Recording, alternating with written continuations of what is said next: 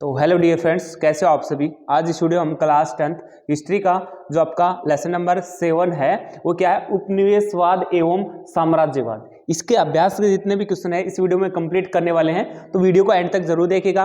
और हमारे जो एग्जाम है HBSC बोर्ड के, उसके लिए मोस्ट इंपोर्टेंट जो आपकी बार हिस्ट्री रहने वाली है, बच्चों को पता नहीं कहाँ से क्या आएगा, तो इस कंप्लीट वीडियो में हम आपको जो 7 का आपका पार्ट है उसमें से आपको बताने वाले किस तरीके से आपके क्वेश्चन आ सकते हैं। और जितने भी आपके पार्ट है आपको वीडियो मिलेगी, डिस्क्रिप्शन में उसका लिंक मिल जाएगा, तो वो वीडियो भी आप जाकर देख सकते हैं। तो हमारा फर्स्ट क्वेश्चन क्या रहेगा, साम्राज्यवाद एवं उपनिवेशवाद का अर्थ एवं साम्राज्यवाद के प्रसार में कौन कौन सी परिस्थितियां सहायक रही। तो सबसे पहले आ जाता है हमारा साम्राज्यवाद का अर्थ। क्या अर्थ होता है इसका? साम्राज्यवाद का शाब्दिक अर्थ है कि किसी शक्तिशाली राज्य द्वारा अपनी सीमा से बाहर किसी अन्य राज्य पर अधिकार करने। मतलब कोई शक्तिशाली मतलब क्या है, साम्राज्य है मतलब राज्य है, अपनी सीमा से बाहर मतलब मान लो इसकी ये सीमा है कोई, ठीक है, इस सीमा से बाहर मतलब इस सीमा से मान लो इस यहाँ पे कोई राज्य है, इस पे अपना अधिकार जमा लेना। क्या अधिकार जमा लेना, वो क्या है, साम्राज्यवाद है। ठीक है, वो क्या है, साम्राज्यवाद है। ठीक है, अब बात देख लेते हैं आगे क्या दे रखा है। जमाने से लिया जाता है वो तो साम्राज्यवाद तब तक होता है जब तक कोई देश या एक साम्राज्य अपनी शक्ति का उपयोग करके अन्य देशों को प्रभावित करता है। ठीक है, ये हो जाएगा। अब आ जाता है उपनिवेशवाद का क्या अर्थ है। उपनिवेशवाद से अभिप्राय उस स्थिति से है कि जिसमें कोई राष्ट्र अपने राजनीतिक शक्ति का विस्तार अन्य राष्ट्रों पर नियंत्रण स्थापित कर और वहां के संसाधनों को प्रयोग अपने हित के लिए करता है, वो क्या है, उपनिवेशवाद है। और अपने उद्देश्यों की पूर्ति के लिए उस देश के सामाजिक, सांस्कृतिक एवं राजनीतिक गतिविधियों पर भी अपना नियंत्रण करता है, वो क्या है, उपनिवेशवाद है। ये उसका अर्थ रहेगा। साम्राज्यवाद का पता चल गया, मतलब अपने राज्य से दूसरे राज्य में अपना क्या कर लेना, अधिकार जमा लेना, वो क्या है, साम्राज्यवाद। उपनिवेशवाद क्या है, अपने राष्ट्र जो है, देखो, राजनीतिक शक्ति का विस्तार अन्य राष्ट्रों पर नियंत्रण करना, दूसरे उनके संसाधनों का उपयोग करना, किसके लिए, अपने हित के लिए। ठीक है, जैसे संसाधन दूसरे के हैं, हम अपने हित के लिए मतलब अपने यूज कर रहे हैं दूसरे के संसाधन। ठीक है, नेक्स्ट आ जाता है इसमें साम्राज्यवाद के प्रसार में सहायक परिस्थितियां कौन कौन सी थी।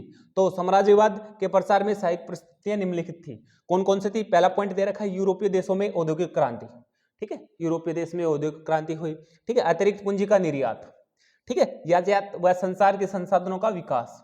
यातायात के लिए, संचार के लिए संसाधनों का मतलब साधनों का क्या हुआ, विकास। 4 का है उग्र राष्ट्रवाद की भावना, ईसाई पादरियों का धर्म प्रचारकों की भूमिका। ठीक है, असभ्य को सभ्य बनाना। ठीक है, जो कोई असभ्य व्यक्ति है उसको सभ्य बनाना। ठीक है, 7 का है खोजकर्ताओं का योगदान, मतलब खोजकर्ता जिसने खोज भी की थी कि भाई किसी देश के किसी राज्य की थी। ठीक है, एशिया एवं अफ्रीका में अनुकूल परिस्थितियां। ठीक है, यूरोप की जनसंख्या में वृद्धि आदि।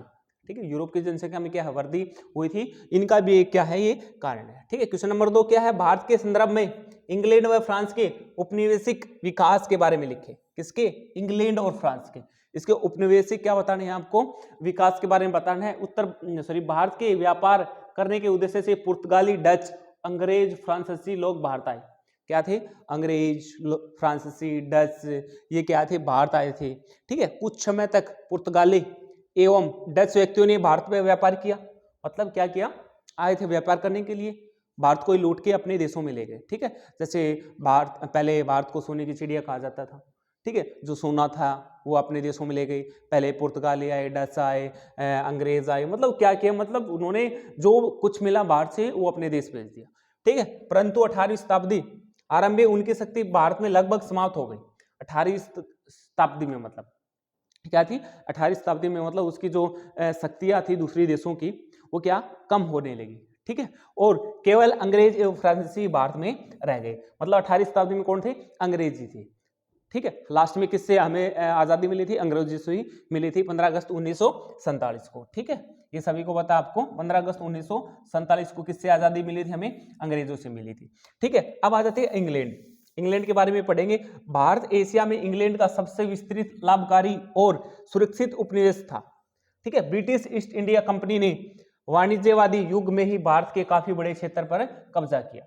मतलब क्या किया, मतलब था दूसरा देश और किस पे कब्जा किया, भारत पे कब्जा किया, उसका मतलब नियंत्रण किया उसको, ठीक है, अपने हाथों में ले ली कमान। और 1857 की क्रांति मतलब जन विद्रोह, मतलब 1857 में क्रांति हुई थी, ठीक है। तो उसके पश्चात कंपनी राज खत्म कर दिया और सीधा इंग्लैंड का राज भारत पर लागू कर दिया गया, ठीक है। मतलब क्या किया, 1857 की क्रांति के बाद क्या क्या किया इंग्लैंड ने, मतलब जो अपने अधिकार थे वो खत्म कर दिए और सीधा इंग्लैंड का राज था ना वो भारत पर लागू कर दिया गया, ठीक है। और 19वीं शताब्दी के मध्य से भारत ब्रिटिश पूंजी निवेश बढ़ रहा था, मतलब, ठीक है, ये हो जाएगा।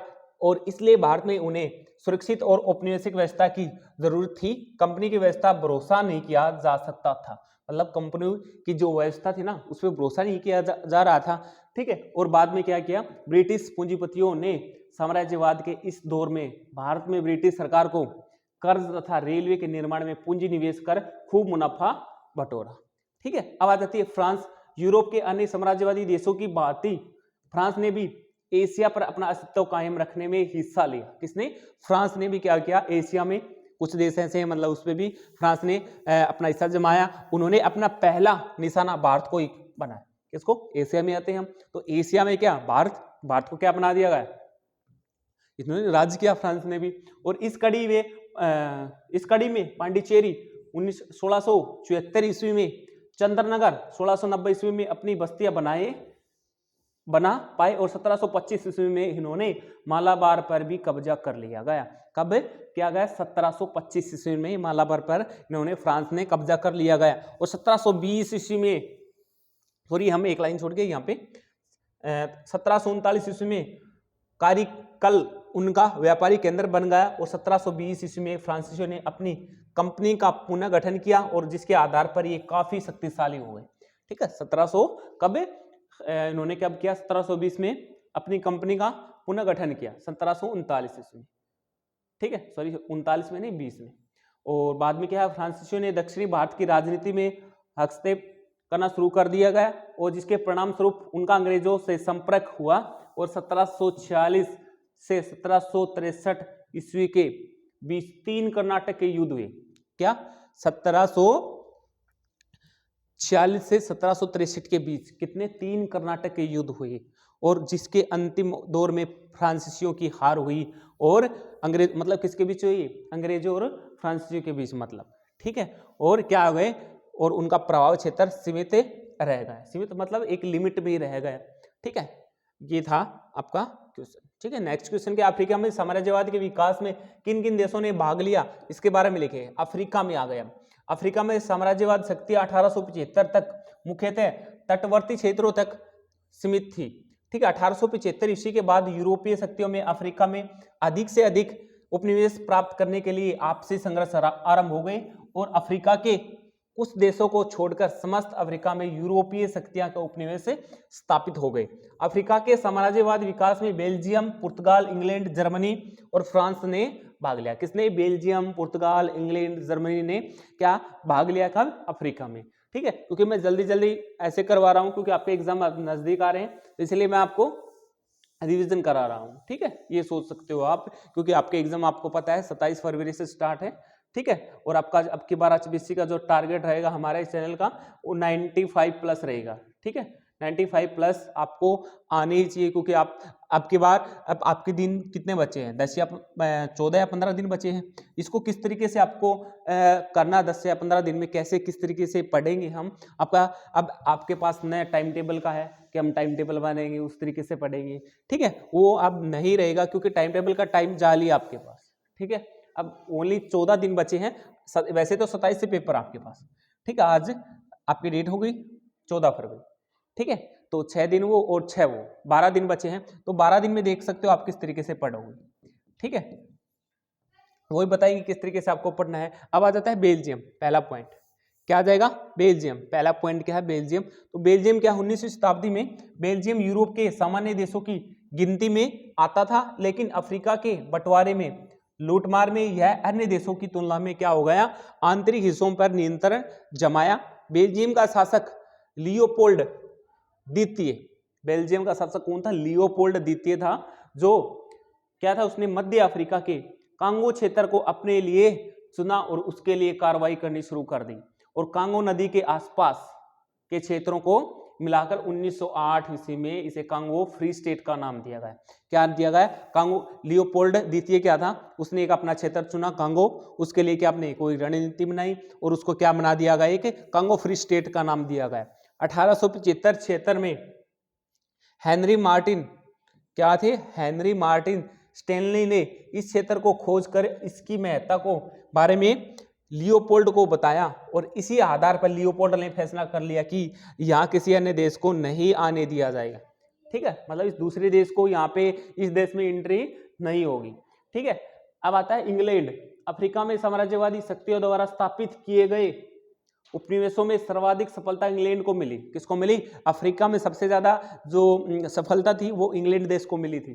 ठीक है, इंग्लैंड ने अफ्रीका के Cape of Hood of Natal, मिस्र, Transvaal, Rhodesia, Tanganyika, Gold Coast, Sudan, Zambia, Nigeria आदि अपने उपनिवेशक स्थापित किया। मतलब क्या क्या, इंग्लैंड ने इन देशों में कौन कौन से, मिस्र, नटाल और आपका Cape of Good Hope, Transvaal, Rhodesia और क्या दे रखा है, टंगानिका, गोल्ड कोस्ट, इन देशों में इन्होंने क्या अपना उपनिवेश स्थापित कर दिया। ठीक है, वहां पे अपना नियंत्रण स्थापित कर लिया गया। ठीक है, अफ्रीका में उत्तर से दक्षिण, पूर्व से पश्चिम तक के अधिकांश क्षेत्रों में इंग्लैंड का साम्राज्य था। कहाँ का? इंग्लैंड का साम्राज्य था। कहाँ तक? उत्तर से दक्षिण, पूर्व से पश्चिम, जो भी दे रखा है यहाँ पे, उत्तर से दक्षिण, पूर्व से पश्चिम। ठीक है, और अफ्रीका में मिस्र और सूडान इंग्लैंड के महत्वपूर्ण क्या थे, उपनिवेश थे। कौन कौन से? अफ्रीका और मिस्र में सूडान इंग्लैंड के महत्वपूर्ण क्या थे, उपनिवेशक थे। फ्रांस के उपनिवेश तो कौन से भौगोलिक दृष्टि से फ्रांस अफ्रीका के उत्तरी क्षेत्रों में अपने निवेश के रूप में चुना। फ्रांस ने अफ्रीकी अल्जीरिया, ट्यूनीशिया, मोरक्को, पश्चिमी गिनी तथा मेडागास्कर पर अपना अधिकार क्या कर लिया गया, स्थापित कर लिया गया। फ्रांस ने उत्तरी क्षेत्रों के बाद पूर्वी पश्चिमी अफ्रीका के क्षेत्रों पर अपना ध्यान केंद्रित किया और फ्रांस अपना प्रभाव, मतलब फ्रांस ने अपना प्रभाव कहां पर, मिस्र, सूडान में भी बढ़ाना चाहता था, परंतु अंग्रेजों के कड़े विरोध के कारण क्या नहीं रहा, सफल नहीं रहा। क्या नहीं रहा? फ्रांस था ना, उन्होंने क्या किया, मतलब मिस्र और सूडान पे तो अपना अधिकार कर लिया, मतलब सॉरी मिस्र और सूडान पर अपना अधिकार जमाना चाहता था, बट क्या हुआ, वहां पर क्या थे, अंग्रेज थे। अंग्रेजों ने क्या किया, उन्होंने जो उसका जो रणनीति थी या उसका जो आगे बढ़ाना चाहते थे तो वो उनका सफल नहीं हुआ। ठीक है, नेक्स्ट क्या जाता है, जर्मनी। ठीक है, जर्मनी का क्या रोल था? कुछ समय तक जर्मनी साम्राज्यवादी होड़ में शामिल नहीं हुआ क्योंकि बिस्मार्क साम्राज्यवाद की ठीक नहीं मानता, मतलब बिस्मार्क साम्राज्यवाद को ठीक नहीं मानता था। बिस्मार्क न तो अन्य यूरोपीय देशों से उलझना चाहता था और दूसरा वह आंतरिक विकास का ज्यादा आवश्यक समझता था। मतलब क्या था, जर्मनी ऐसा देश था दूसरे देशों में इंटरेस्ट नहीं रखता था। ठीक है, वो अपने मतलब साम्राज्यवाद को क्या नहीं मानता था, ठीक नहीं मानता था कि भाई ये गलत बात है, हम दूसरे देश में नहीं करेंगे, उनकी आजादी उनके खुद की है। ठीक है, तो इन्होंने इंटरफेरेंस नहीं किया, परंतु 1882 ईस्वी के बाद उसकी सोच में कुछ बदलाव आ गया। ठीक है, 1882 में क्या हो गया, मतलब उसकी सोच में बदलाव आ गया, नहीं भाई हम भी राज करेंगे। पहले तो मना कर दिया ये ठीक नहीं है। ठीक है, बाद में क्या किया उन्होंने, 1882 के बाद एक औपनिवेशिक परिषद की स्थापना की और जिसके माध्यम से उपनिवेश स्थापित करना समय की मांग बताते हुए बिस्मार्क इस दिशा में तेजी से आगे बढ़ गए और जर्मनी ने 1883 ईस्वी में अफ्रीका के पश्चिमी तट को अपने प्रभाव में लिया। कैसे? पश्चिमी तट को क्या कर लिया, वहां पे अपना कब्जा कर लिया गया और जिसके आधार पर एग्रा पैकवेना क्या किया के क्षेत्र में, एग्रा पैकवेना के क्षेत्र जर्मनी के अधिकार में आए। जो एग्रा पैकवेना के जो क्षेत्र थे ना, वो जर्मनी ने अपने अधिकार में ले लिए गए।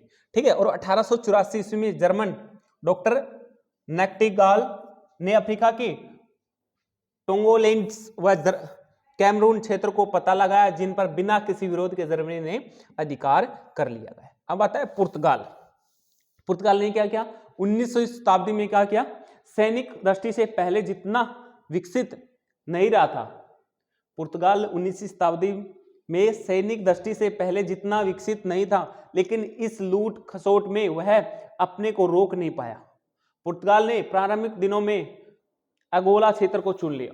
मतलब अगोला क्षेत्र था अफ्रीका में, उसको चुन लिया गया और उसने बेल्जियम की राह चलते हुए कांगो के पास स्थित इस क्षेत्र को कब्जे में ले लिया गया और पुर्तगाल ने मोजाम्बिक क्षेत्र को एशिया के साथ व्यापार का केंद्र मानते हुए शुरुआती दिनों में इस समय अधिकार कर लिया और प्रारंभ में उसे पुर्तगाली पूर्वी अफ्रीका कहा गया। ठीक है, ये था आपका क्वेश्चन, मतलब थोड़ा था लेंथी। ठीक है, तो 5 नंबर में आपका आ सकता है। ठीक है, वो क्वेश्चन। अब बात आती है साम्राज्यवाद में यूरोप, एशिया, अफ्रीका के देशों पर सकारात्मक व विनाशकारी प्रभाव का उल्लेख कीजिए। क्या था? साम्राज्यवाद में यूरोप, एशिया के देशों पर सकारात्मक प्रभाव, यूरोप, एशिया, अफ्रीका के देशों पर सकारात्मक प्रभाव निम्नलिखित है। पहला, राष्ट्रीय एकता, मतलब भाई देश है उसमें राष्ट्रीय एकता, लोगों की एकता किस तरीके से थी? तो साम्राज्यवाद देशों में अपने अधीन देशों में एक प्रशासनिक प्रणाली लागू की जिससे पराधीन देशों के लोगों में राष्ट्रीयता भावना पैदा हो गई। क्या होगी? राष्ट्रीय भावना पैदा हो गई। ठीक है, नेक्स्ट है औद्योगिक विकास। औद्योगिक विकास कैसे हुआ? साम्राज्यवाद देशों ने अपने लाभ के लिए अपने उपनिवेशों में कुछ उद्योग स्थापित किए जिससे औद्योगिक विकास से बढ़ावा मिला। क्या औद्योगिक विकास का मतलब अपने हित के लिए क्या क्या वहां पे औद्योगिक स्थापित किए और उनको क्या मिला? वहां से औद्योगिक स्थापित करके कुछ उद्योग स्थापित किए। ठीक है, देखो यहाँ पे कुछ उद्योग स्थापित किए और औद्योगिक विकास को बढ़ावा मिला। वैज्ञानिक दृष्टिकोण, वैज्ञानिक दृष्टिकोण से पॉइंट नंबर 3 क्या है? पश्चिमी शिक्षा के माध्यम से पराधीन राष्ट्रों के लोगों का लोकतंत्र, समानता के विचारों और वैज्ञानिक दृष्टि से क्या था? परिचय था। ठीक है, परिचय हुआ। नेक्स्ट है धार्मिक व सामाजिक जीवन में परिवर्तन। धार्मिक, सामाजिक, तो किस तरीके से उसमें परिवर्तन आया, चेंजमेंट आया? तो साम्राज्यवाद देशों के धार्मिक और सामाजिक जीवन से प्रभावित होकर एशिया, अफ्रीका के देशों के लोग अपने कठोर व जटिल धार्मिक, सामाजिक जीवन में परिवर्तन ले आए। मतलब पहले वहां का जीवन बहुत कठिन था, तो मतलब जिन उपनिवेश या साम्राज्यवादी किया वहां पे उनका जीवन देखकर उनमें भी क्या आ गया? परिवर्तन आ गया। ठीक है, नेक्स्ट क्या है? साम्राज्यवाद में यूरोप, एशिया, अफ्रीका के देशों पर विनाशकारी और नकारात्मक प्रभाव। क्या है? अब की बार साम्राज्यवाद में क्या जो अफ्रीका के देशों पर विनाशकारी और नकारात्मक प्रभाव क्या थे? तो इसके निम्नलिखित प्रभाव थे। पहला क्या है? आर्थिक शोषण। आर्थिक शोषण किस तरीके से किया उन्होंने? साम्राज्यवादी देशों ने अपने अधीन देशों को भरपूर आर्थिक शोषण किया। क्या मतलब? सबसे ज्यादा भरपूर आर्थिक शोषण किया उन पे। ठीक, उन्होंने इन लोगों पर बहुत अत्याचार किए। ये देश 100 सालों से अपने अधीन देशों को आर्थिक तौर पर लूटते रहे। बताया था मैंने आपको, जो धन था किसी देश का, मान लो अफ्रीका में ही धन था, तो अफ्रीका में क्या किया इन्होंने? जो धन था ना वो क्या किया? अपने देश ले गए। ठीक है, अपने देश में ले गए और वहां पे उसका क्या किया? यूज किया। मतलब यूज किया, मान लो बोल सकते हैं, मतलब सरकार को दे दिया वहां के। ठीक है, जैसे बाहर चले गए तो क्या किया उन्होंने? अपने देश ले जाकर उनको भी अपने सरकार को दे दिया या जो भी है। ठीक है, बट क्या बहुत अत्याचार किए उन्होंने। ठीक है, बाद में क्या किया? जिसके कारण पराधीन देश बिल्कुल निर्धन हो गए। मतलब पराधीन देश थे वो निर्धन का मतलब गरीब हो गए वहां, क्योंकि धनी ले गए वहां से, तो क्या बचेगा वहां पे? भारत की धन संपदा का बहुत निष्कासन हुआ। ठीक है, मतलब बाहर से बहुत सा धन वो ले गए थे। ठीक है, बात आती है जातीय भेदभाव। मतलब जाति भेदभाव, इसका मतलब क्या है? मतलब दो जाति के लोग हैं, एक जाति के लोग हैं, उसमें क्या भेदभाव कर दिया उन्होंने। ठीक है, साम्राज्यवादी देशों के लोग रंग भेद की नीति अपनाते थे। रंग भेद मतलब भाई वो गोरे थे, ठीक है, अफ्रीका के लोग या भारत के लोग क्या थे? कुछ काले थे, गेहूं रंगी थे, तो उन्होंने क्या कहते हैं? रंग भेद का वो चला दिया गया। ठीक है, तो ऐसा है, काला है, ठीक है, हम गोरे हैं, मतलब उन्हें क्या कर दिया? एक रंग भेद का वो चला दिया गया, नीति अपना देगी और अपने आप को श्रेष्ठ और उच्च जाति का समझते थे। कौन? जो साम्राज्यवादी देश थे वो अपने को क्या है? उच्च जाति के समझते थे। मतलब भैया हमारी जो कास्ट है वो क्या है? ज्यादा है, मतलब अच्छी है, श्रेष्ठ है, मतलब ठीक है, और अपने अधीन देशों के लोगों को अपने से हीन समझते थे, जिसके कारण जातीय भेदभाव को बढ़ावा मिला। ठीक है, युद्धों की भरमार। साम्राज्यवादी देशों ने अपने अधीन देशों को युद्धों की आग में क्या कर दिया गया? धकेल दिया गया। और प्रथम और द्वितीय विश्व युद्ध में इसके उदाहरण है। मतलब प्रथम और द्वितीय विश्व युद्ध हुआ था, उसमें सबसे ज्यादा क्या थे? भारत के ही लोग थे और अफ्रीका के लोग थे, जो भी थे। ठीक है, औद्योगिक ह्रास, साम्राज्यवादी देशों ने अपने अधीन देशों के उद्योगों पर कब्जा जमा लिया है, जिसके कारण इन देशों का औद्योगिक ह्रास हुआ, मतलब ह्रास का मतलब कमी आ गई वहां पे, ठीक है। और इसके बड़े उद्योगों हस्तशिल्प उद्योगों का पतन हो गया। हस्तशिल्प मतलब हाथ से जो भी उद्योग था उसका क्या हो गया, पतन हो गया, ठीक है। नेक्स्ट क्वेश्चन क्या आता है आपके पास, सॉरी नेक्स्ट इसमें क्वेश्चन है आपके पास, साम्राज्यवाद एवं उपनिवेशवाद में अंतर बताएं। अंतर बताने हैं, इसमें क्या क्या अंतर है, ठीक है। साम्राज्यवाद और उपनिवेशवाद दोनों ही शब्दों का प्रयोग एक दूसरे के स्थान पर किया जाता है। इन दोनों में मुख्य अंतर ये है, तो मुख्य अंतर कौन सा है देख लेते हैं इसमें। देखो मुख्य अंतर, देखो साम्राज्यवाद का स्वरूप मुख्यतः राजनीतिक होता है। किसका होता है, राजनीतिक, और इसका क्या होता है, आर्थिक। क्या होता है, देखो साम्राज्यवाद का क्या होता है, राजनीतिक, और इसका क्या होता है, आर्थिक, ठीक है। दूसरा पॉइंट क्या है, जब कोई शक्तिशाली राष्ट्र, क्या दे रखा है, जब कोई शक्तिशाली राष्ट्र या देश, एक ही बात है राष्ट्र देश, किसी अन्य कमजोर देश पर अपना राजनीतिक नियंत्रण स्थापित करता है और उसका शोषण करता है, और उसे साम्राज्यवाद कहते हैं। देखो साम्राज्यवाद क्या होता है, कोई शक्तिशाली राष्ट्र या देश किसी कमजोर देश पर अपना नियंत्रण स्थापित करता है या उसका शोषण करता है, वो होता है साम्राज्यवाद, ठीक है।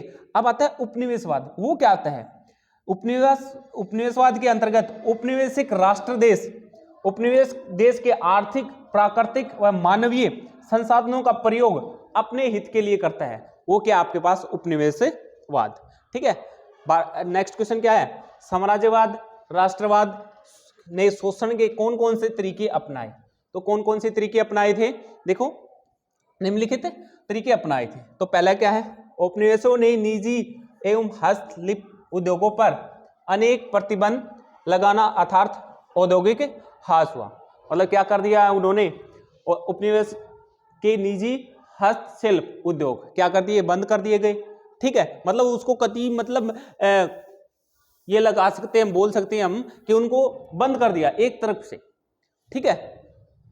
दूसरा पॉइंट क्या है, उपनिवेशों के किसानों का अधिक से अधिक शोषण करने लगे, मतलब उपनिवेशों के किसानों का अधिक से अधिक शोषण करने लगे, ठीक है। तीसरा पॉइंट क्या है इनका, उपनिवेश के लोगों के साथ साथ जाति भेदभाव करना।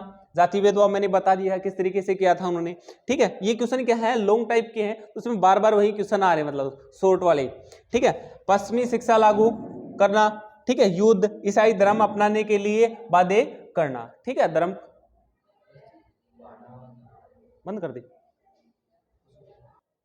तो ईसाई धर्म अपनाने के लिए क्या गया, बाध्य किया गया, मतलब उसे फोर्स डाला गया कि आपको ईसाई धर्म अपनाना पड़ेगा, ठीक है। नेक्स्ट क्या आता है इसका, नेक्स्ट क्वेश्चन, भारतीय कृषि और किसानों पर उपनिवेशवादी व्यवस्था के क्या दुष्परिणाम रहे और स्पष्ट करें, ठीक है। ये लॉन्ग टाइप आप क्वेश्चन बोल सकते हैं, ठीक है, बड़ा क्वेश्चन है आपके पास। तो क्वेश्चन क्या है, भारतीय कृषि और किसानों पर उपनिवेशवादी व्यवस्था के निम्नलिखित क्या थे, दुष्परिणाम थे। तो पहला क्या दे रखा है, उपनिवेशवाद में भारतीय कृषि संरचना को परिवर्तित करके इसे निष्ठुर लगान की व्यवस्था में परिवर्तित कर दिया गया, और लगान एकत्रित करने के लिए जितने भी भूमि प्रबंध लागू किए वे सभी किसानों के शोषण पर आधारित थे। क्या किया उन्होंने, मतलब अंग्रेजों ने क्या कर दिया, मतलब कि भूमि पे क्या कर दिया, लगान वसूल करते, मतलब कर बोल सकते हैं हम, ठीक है। तो उनपे क्या किया कि भाई आपको कर देना पड़ेगा, लगान देना पड़ेगा, कि आपको जो भी आपका, जैसे कोई गेहूं बोता था या कुछ भी चावल वगैरह धान वगैरह बोता था, उसमें क्या भाई इतना होगा तो आपको इतना देना पड़ेगा,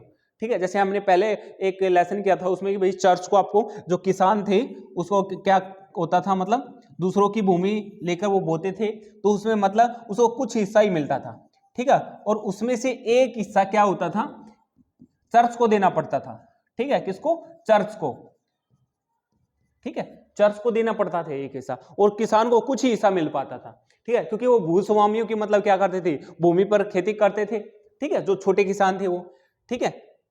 तो ये बात आ जाती है। अब इसमें भी क्या था, भूमि खुद की थी और लगान देना पड़ता था, ठीक है। दूसरा पॉइंट किया जाता है, उपनिवेशवादी व्यवस्था के दौरान भूमि के स्वामी भारतीय किसान जमींदारों महाजनों के जाल में फंसते चले गए और अपनी भूमि पर उनका नियंत्रण होता चला गया, ठीक है। मतलब क्या गया, मतलब भारतीय किसान क्या थे, जमींदारों और महाजनों के जाल में फंसते चले गए, ठीक है, और अपनी जो भूमि थी मतलब उन्होंने क्या कर दिया, उसको नियंत्रण करते जा रहे, मतलब जो बड़े बड़े जमींदार थे अंग्रेजों का नियंत्रण उस पर होता गया। ठीक है, तीसरा पॉइंट क्या है, उपनिवेशवादी व्यवस्था के दौरान इकट्ठा करने के नियम इतने कठिन थे, व्यवस्था के दौरान कर इकट्ठा करने के नियम इतने कठिन थे कि किसानों को हर परिस्थिति में, चाहे उपज हो या ना हो, मतलब फसल बोदी, उसमें फसल हो या ना हो, उससे उसको कोई फर्क नहीं पड़ता था। किसको? जो दूसरे देश थे, मतलब जैसे अंग्रेज थे, उसको कोई फर्क नहीं पड़ता था, हमें कर चाहिए तो चाहिए। ठीक है, इकट्ठा आपको कर देना पड़ेगा, आपकी जमीन पे फसल हो या ना हो, तो ब्रिटिश सरकार को कर देना पड़ता था। ठीक है, मतलब क्या था, अंग्रेजों को क्या देना पड़ता था, कर देना पड़ता था, चाहे फसल हो या ना हो। ठीक है, 4 का पॉइंट क्या है, भारतीय किसानों पर लगान का बोझ अधिक हो जाने पर वे क्या थे, ये दे रखा है, सूदखोरों महाजनों से ऋण लेने पर बाध्य हो जाते थे। मतलब मान लो किसान की जमीन पे फसल नहीं हुई तो वो कर कहां से देंगे? ठीक है, कर नहीं देंगे तो जो ब्रिटिश सरकार थी उसे फोर्स डालेगी। तो वो क्या करते थे, जो छोटे जमींदार थे, मतलब किसान थे, मतलब वो क्या लेते, बड़े बड़े जो जमींदार थे, महाजन थे, उनसे ऋण लेते थे, मतलब उधार पैसे लेते थे और उसको कर के रूप में ब्रिटिश सरकार को दे देते थे। ठीक है, और सूदखोर उन्हें अपने अनाज को निम्न दरों पर बेचने के लिए मजबूर करते थे। निम्न दर मतलब कम दाम में। ठीक है, जैसे एक गेहूं का दाम लगा लो, यहाँ पे बोल सकते हैं हम 2000 रुपये कुंटल। ठीक है, और वो क्या करते थे, उसको निम्न दर मतलब कम दर पर, मान लो भाई 1000 रुपये कुंटल आपको देना पड़ेगा हमें। ठीक है, इस तरीके से ये चलता रहा। ठीक है, नेक्स्ट आ जाता है, इस प्रकार उपनिवेशवादी व्यवस्था के दौरान भारतीय कृषि एवं किसानों के ऊपर ब्रिटिश सरकार, जमींदार एवं सूदखोरों का क्या हो गया, तिहरा बोझ होता था। तिहरा बोझ मतलब बहुत ज्यादा बोझ होने लगा उन पर, और अकाल एवं अन्य प्राकृतिक आपदाओं के समय कृषि किसानों की समस्या बढ़ जाती थी, और उपनिवेशवादी व्यवस्था या ब्रिटिश शासन की नीतियां भारतीय कृषि एवं किसानों पर अत्यंत नकारात्मक प्रभाव पड़ा। ठीक है, नेक्स्ट क्या है, इसे नेक्स्ट क्वेश्चन क्या है, लास्ट क्वेश्चन इसमें दे रखा है, भारतीय धन अथवा संपदा का निष्कासन से आप क्या समझते हैं? ठीक है, धन अथवा संपदा के निष्कासन से अभिप्राय एक देश दूसरे देश का धन या अन्य संपदा अपने देश में ले जाता है, मतलब, और इसके धन ले जाने वाला देश सर्वसंपन्न हो जाता है। मैंने आपको पहले बताया था कि भाई अंग्रेज थे, हमारे देश से धन ले गए थे, मतलब जैसे सोना वगैरह जितना भी धन ले जाना था वो ले गए थे, और अपने देश में ले जाना क्या होता है, मतलब देखो फिर से, धन अथवा संपदा के निष्कासन से अभिप्राय एक देश दूसरे देश का धन, मतलब एक देश, मतलब जैसे इंग्लैंड है या दूसरा देश है फ्रांस है, वो देश हमारे देश से धन ले जाता है, तो क्या अपने देश में ले जाना, मतलब संपदा अपने देश में ले जाना, इस धन ले जाने वाले देश सर्वसंपन्न हो जाते हैं। मतलब देखो हम कोई चीज ले आते हैं दूसरे की देश के, तो हम सर्वसंपन्न हो जाएंगे, मतलब हमारे पास ज्यादा धन हो जाएगा। ठीक है, जिस देश से वह धन जाता है वह कंगाल और खोखला हो जाता है, मतलब उसमें खोखला तो होना ही है, क्योंकि उसके पास बचेगा कुछ, क्या बचेगा। ठीक है, और भारत में ब्रिटिश शासन के दौरान सोने की चिड़िया कहलाने वाला देश आर्थिक रूप से बहुत कमजोर हो गए। ठीक है, पहले हमारा भारत क्या था, सोने की चिड़िया था, क्योंकि वहां से क्या ब्रिटिश सरकार मतलब सब कुछ ले गई थी। ठीक है, और अथवा संपदा का बहुत बड़ा भाग निरंतर इंग्लैंड की ओर जाता रहा, जिसके बदलते भारत को कोई लाभ प्राप्त नहीं होता था। इससे भारतीय धन अथवा संपदा का निष्कासन कहा जाता। मतलब ये क्वेश्चन था आपका, और ये पार्ट भी आपका कंप्लीट हो चुका है। वीडियो पसंद आए वीडियो को लाइक व शेयर जरूर करें। Thank you dear friends.